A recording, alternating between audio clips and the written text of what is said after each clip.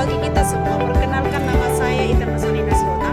Saya sebagai guru pendidikan agama Katolik dan guru pekerti di SMP Negeri 2 Harian, Kabupaten Samosir, Provinsi Sumatera Utara. Sekaligus saya sebagai mahasiswa PPG Pendidikan Agama Katolik dan Budi Pekerti dalam jabatan di STPK Santo Fransiskus Assisi Semarang.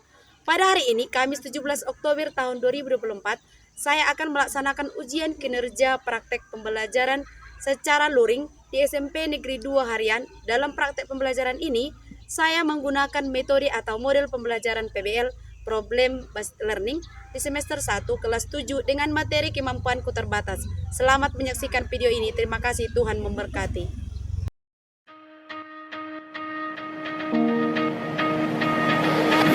Walking the streets at night, holding my hand so tight. Love never felt so right, but now I'm haunted. I'm sleeping alone at night, think of you all the time. Can't help but realize you're all I wanted. And I can't erase all of the ways that I can't replace you. I miss the taste of all of the nights that I can't forget you. I can't erase all of the ways that I can't replace you, and I can't replace you. So if you call me saying that you want me to tell the truth, I'd still run back to you. And if you ever tell me you want me to, I'd still run back to you, And if you ever tell me you want.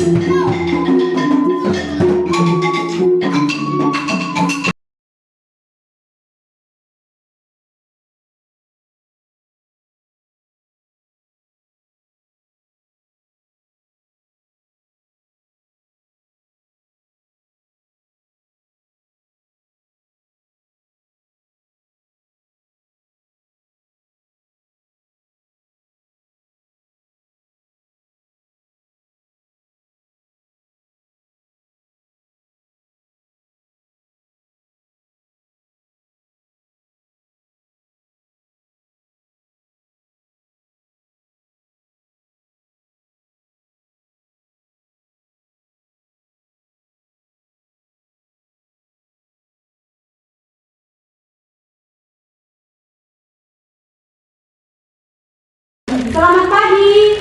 Pagi. Bagaimana kabarnya? Luar biasa. Oke, sebelum kita memulai pembelajaran kita, ada baiknya kita berdoa. Siapa yang memimpin? Oke, silakan belajar. Satu nama ketiga, mari kita bersatu di dalam doa. Dalam nama Bapa dan Putra dan Roh Kudus. Amin. Allah Bapa kami yang berkata dalam tujuan surga, puji dan syukur kami panjatkan atas kehadirat-Mu ya Pak, atas berkat dan karunia yang telah diberikan kepada kami. Ya Allah, pada pagi hari ini kami akan memulai pembelajaran kami. Kiranya Engkau memberkati pembelajaran ini agar berjalan dengan lancar ya Pak. Ya Pak, kami adalah namanya penuh dengan dosa, hapus malu itu dan tidak terhalang kasih dan karunia-Mu kepada kami. Terpuji kemuliaan nama-Mu ya Bapa, kepala dari ini selamanya. Amin. Dalam nama Bapa dan Putra dan Roh Kudus. Amin. Mari buatkan dulu ya. Bastian, Ayo Bu. Arya, Claudia, Marta, Leo, Yolanda, Pernika, Angel, Daniel, Rafael, Juan. Oke, semua hadir, terima kasih. Sekarang materi kita adalah kemampuanku terbatas. Tadi aku memiliki kemampuan. Sekarang ada lagi pembagiannya, kemampuanku terbatas. Sebelum kita melanjut pembelajaran ini, ada baiknya kita tahu apa tujuan pembelajaran hari ini, apa tujuan materinya. Peserta didik mampu mengidentifikasi keterbatasan dirinya dan memahami cara menyikapi serta cara mengatasinya secara bertanggung jawab sebagaimana diteladankan oleh orang lain dengan dilandasi pesan kitab suci sehingga memiliki sikap percaya diri dan menghargai kelemahan sesama. Tadi kita sudah tahu tujuan pembelajaran. Sekarang harus tahu lagi kita pendalaman atau pemadaan bermakna. Mempelajari kemampuan dan keterbatasan keterbatasan diri adalah langkah penting untuk menggali potensi diri, membangun kepercayaan diri, dan membuat pilihan hidup yang tepat. Asesmen diagnostiknya nanti kita nanti bahas di kuis atau ada linknya di bukunya. Ada pertanyaan pemantik, ini nggak usah dijawab. Dan ini memacu nanti bagaimana kita memahami materi tadi. Apa tadi materinya? Pernahkah kalian merasa tidak bisa melakukan sesuatu yang teman-teman kalian bisa lakukan?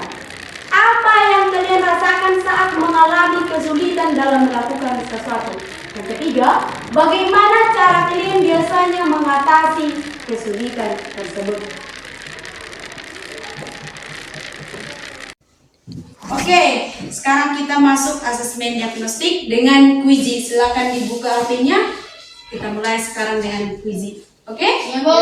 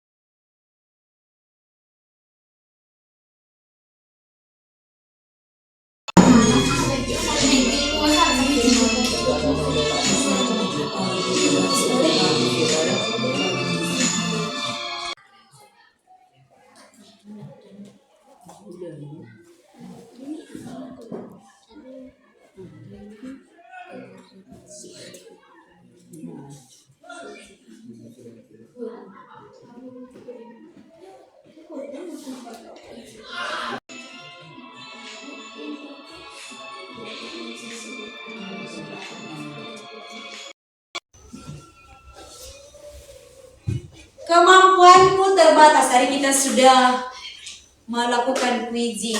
Siapa tadi yang juara 1? Yang juara 2? Ayo. Juara 3? Mantap. Terima kasih tepuk tangan untuk kita. Keterbatasan adalah suatu fakta yang tak dapat dipungkiri. Siapapun memiliki keterbatasan.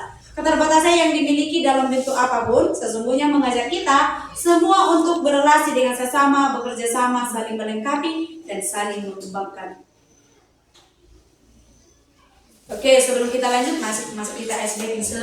Semua berdiri. Oke, sebelum kita lanjut pembelajaran kita masuk dulu kita ice breaking. Tepuk oke, udah tahu kan? Tepuk oke, semua ada 3 ya. Tepuk oke. Kasih O, kasih K, kasih E. Oke. Sekarang kita mengamati gambar. Ada di sini gambar pertama, gambar kedua, gambar ketiga. Ya, selesai nanti kita ada video. Tolong dicermati dulu gambarnya. Ada gambar di situ, perhatikan dulu.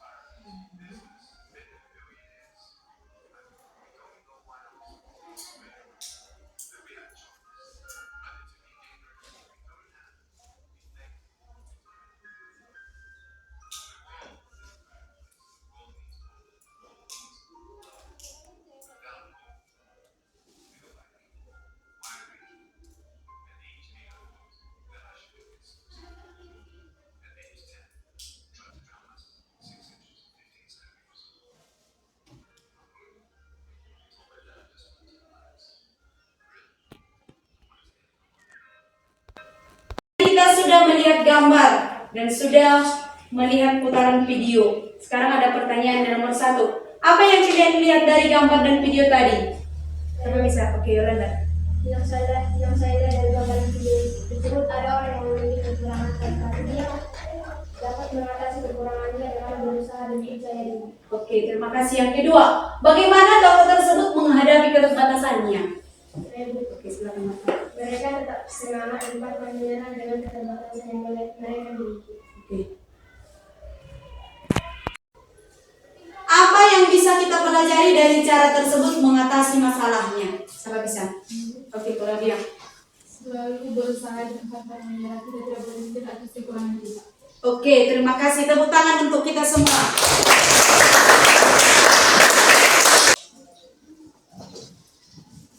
Oke, sekarang buka bukunya halaman 22 sampai 24. Di situ ada tabel dengan keterbatasanku dan keterangannya. Oke. Siapa bisa? Oke, kalau dia.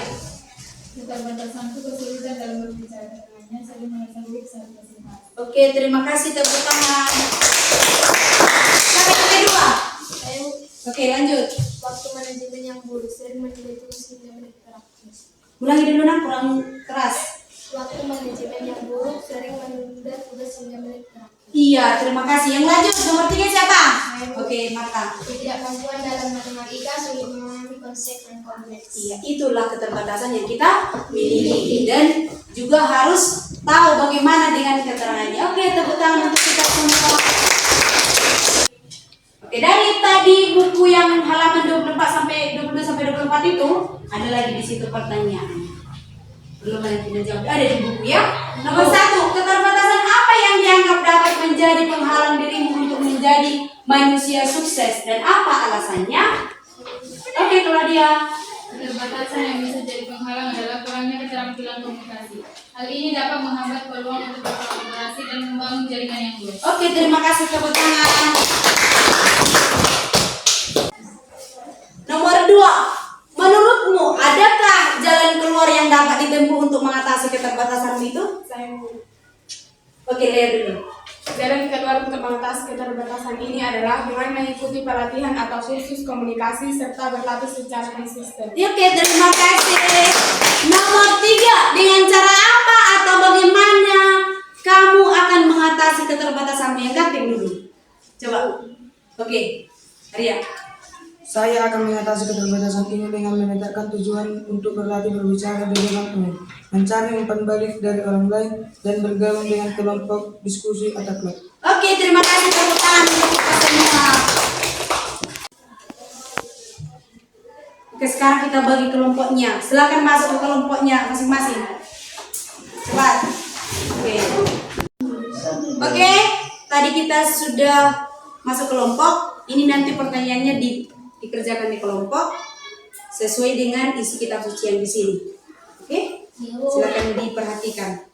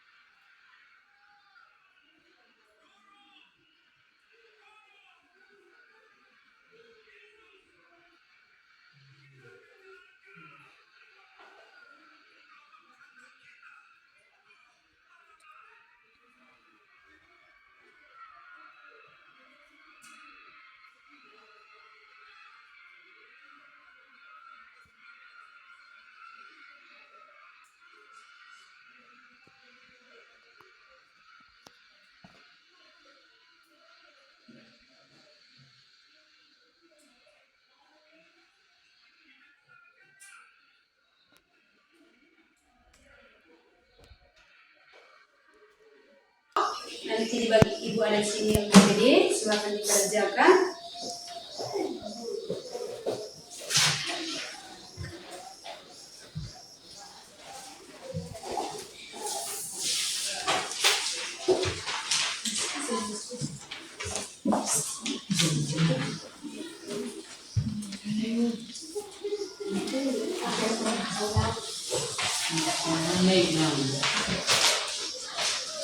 Oke, silakan di sini nanti ditulis hasil diskusinya. Ini satu kelompok. Oke. Silakan di situ ditulis seperti ini. Jawabannya ditulis di situ, hasil diskusi.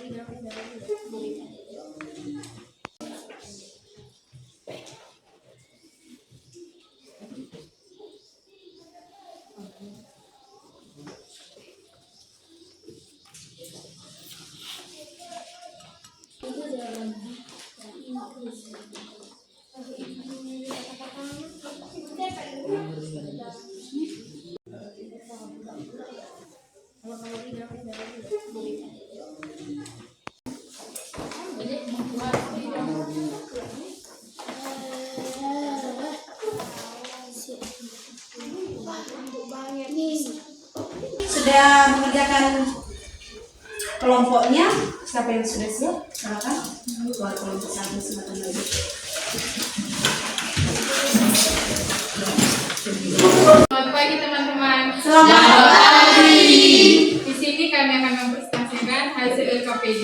Yang pertama soalnya jelaskan secara rinci peristiwa yang terjadi dalam Markus 4 ayat 35 sampai 41. Jawabannya, rincian peristiwa dalam Markus 4 ayat 35 sampai 41. Dalam bagian ini, Yesus dan para muridnya berangkat menyeberangi Danau Galilea setelah hari yang penuh dengan pengajaran. Saat mereka sedang dalam perahu, tiba-tiba datanglah badai yang sangat besar, sehingga ombak memasuki perahu dan mengancam akan tenggelam. Para murid-muridnya membangunkannya dan berteriak, "Guru, apakah engkau tidak peduli bahwa kita binasa?" Yesus kemudian bangkit, mengherdik angin dan berkata kepada danau, "Diam, tenanglah." Setelah itu angin reda dan danau menjadi tenang. Yesus menegur para murid karena tidak percaya kepada dia. Bertanya, "Mengapa kamu begitu takut? Belumkah kamu mempunyai iman?" Yang kedua, apa makna penting dari peristiwa ini bagi para pengikut Yesus pada masa itu? Makna penting bagi para pengikut Yesus pada masa itu adalah peristiwa ini mengajarkan para murid tentang kuasa Yesus atas alam. Dalam konteks budaya mereka, laut dan badai sering dianggap simbol kekacauan dalam kekuatan jahat. Dengan mengendalikan badai, Yesus menunjukkan bahwa ia memiliki otoritas ilahi, menguatkan keyakinan mereka bahwa ia adalah Mesias. Ini juga memberikan pelajaran tentang iman. Meskipun situasi tampak mengancam, iman kepada Yesus dapat membawa ketenangan. Yang ketiga, apa makna penting dari peristiwa ini bagi kita sebagai orang percaya saat ini? Makna penting bagi kita sebagai orang percaya saat ini adalah bagi kita sebagai orang percaya, peristiwa ini mengingatkan bahwa dalam hidup kita juga akan menghadapi badai dan tantangan. Namun, kita diajarkan untuk tetap percaya kepada Yesus yang memiliki kuasa untuk menolong dan memberi ketenangan. Ia adalah mengingat untuk kita membiarkan kekuatan menguasai kita, tetapi untuk mempercayai bahwa Tuhan selalu ada dan berkuasa atas segala situasi. Yang keempat, bagaimana peristiwa dalam Markus 4 ayat 35 sampai 41 dapat diaplikasikan dulu. Tadi sudah maju kelompok 1, sekarang kelompok berapa? 10. Oke, lanjut maju. Secara peristiwa yang terjadi dalam Markus 4 ayat 35 sampai 41. 1. Rincian peristiwa dalam Markus 4 ayat 35 sampai 41. Dalam bagian ini Yesus dan para muridnya berangkat menyeberangi danau Galilea setelah hari yang penuh dengan pelajaran. Saat mereka sedang dalam perahu, tiba-tiba datanglah badai yang sangat besar, sehingga ombak memasuki perahu dan mengancam akan tenggelam. Sementara itu, Yesus sedang tertidur di bagian belakang perahu. Para muridnya ketakutan membangunkannya dan berteriak, "Guru, apakah engkau tidak peduli bahwa kita binasa?" Yesus kemudian bangkit, menghadiri angin dan berkata kepada danau, "Diam, tenanglah." Setelah itu angin reda dan danau menjadi tenang. Yesus menegur para murid karena ketidakpercayaannya. Mereka bertanya, "Mengapa kamu begitu takut? Belinkah kamu mempunyai iman?" Apa makna penting dari peristiwa ini bagi para pengikut Yesus pada masa itu? Makna penting bagi para pengikut Yesus pada masa itu. Peristiwa ini mengajarkan para murid tentang kuasa Yesus atas Allah. Dalam konteks budaya mereka, laut dan badai sering dianggap simbol kekacauan dan kekuatan jahat. Dengan mengendalikan badai, Yesus menunjukkan bahwa ia memiliki. Presentasi kami dari kelompok 2. Terima kasih. Terima kasih. Ya, kesimpulan dari pembelajaran kita tadi adalah setiap orang mempunyai keterbatasan dalam dirinya. Adapun contoh dari keterbatasan itu mencakup keterbatasan fisik, keterbatasan berpikir, dan keterbatasan psikologis. Keterbatasan fisik misalnya dalam hal mendengar, melihat, dan merasakan. Tidak semua hal dapat kita dengar dengan telinga, kita lihat dengan mata, dan kita rasakan dengan indera perasa. Di antara kita ada yang secara fisik mengalami disabilitas, cacat buta, ataupun tuli. Ada pula yang secara fisik mudah lelah dan lain sebagainya. Dalam hal berpikir, itu pun memiliki keterbatasan. Tak semua hal dapat mengerti dan pahami secara mudah. Kita juga butuh waktu dan proses untuk memahaminya. Keterbatasan psikologis atau mental merupakan keterbatasan yang berkaitan dalam hal sifat maupun karakter, contohnya pemalu, bersikap tertutup, ingin senang sendiri, dan sebagainya. Setiap orang mempunyai keterbatasan dalam dirinya. Adapun contoh dari keterbatasan itu mencakup keterbatasan fisik. Kisah Yesus meredakan angin ribut memberikan dua pesan penting. Pertama, menguatkan keyakinan iman kita bahwa di balik keterbatasan yang dimiliki, manusia dipanggil saling membantu dan bekerja sama satu sama lain untuk saling mengembangkan dan menyempurnakan. Kedua, Allah mengajak manusia agar bila mana mengalami keterbatasan diri, ia harus mencari sumber kekuatan dan kesempurnaan sejati, yakni Tuhan Allah. Sikap yang perlu ditanamkan dalam diri untuk mengatasi keterbatasan adalah jujur mengatakan keterbatasan dalam semua aspek kehidupan kita, baik dalam pengetahuan, keterampilan, kemampuan fisik, dan mental. Ini penting untuk memahami diri kita sendiri, terlebih lagi agar menghindari diri dari kesombongan. Tetapi sabda Tuhan, apapun keterbatasan yang kita miliki, melalui doa dan tetap berusaha tanpa putus asa. Sekarang kita masuk kegiatan penutup atau refleksi. Silakan diambil mappingnya. Masuk kita asesmen akhir dengan puisi.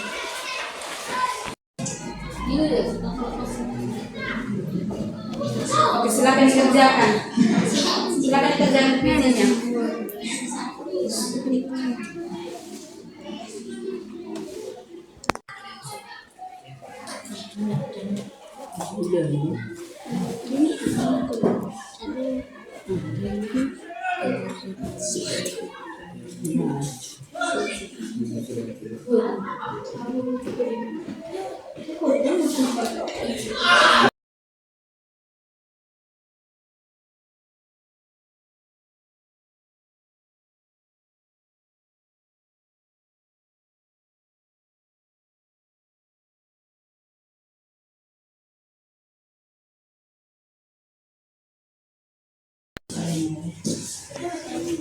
Tadi sudah kita diagnostik terakhir atau asesmen akhir. Siapa tadi yang juara 1 yang bisa menjawab? Oke, tepuk tangan. Terima kasih. Silakan belajar di rumah ya. Oke, ada di sini soal. Bagaimana tanggapanmu terhadap proses belajar hari ini? Menyenangkan. Terima kasih. Yang kedua, bagaimana dalam proses pembelajaran ini perlu diperbaiki? Yang ketiga, manfaat apa yang Anda peroleh dari pelajaran hari ini khususnya dalam perkembangan imanmu? Belanda dulu. Manfaat pembelajaran hari ini yaitu tentang materi keselamatan selingkuh.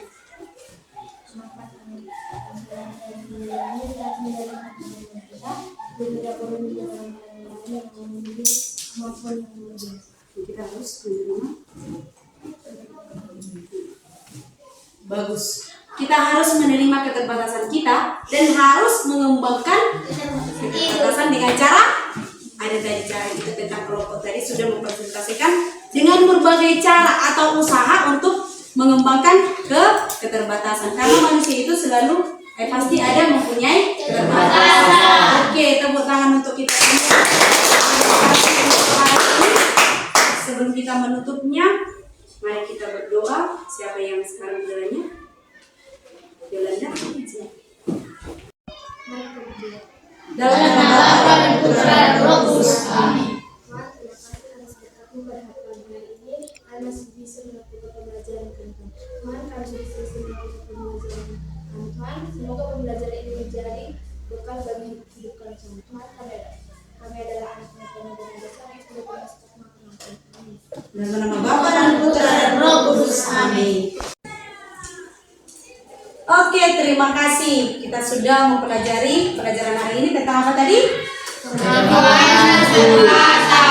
Terima kasih. Tepuk tangan untuk kita semua. Selamat pagi. Silakan istirahat. Oke.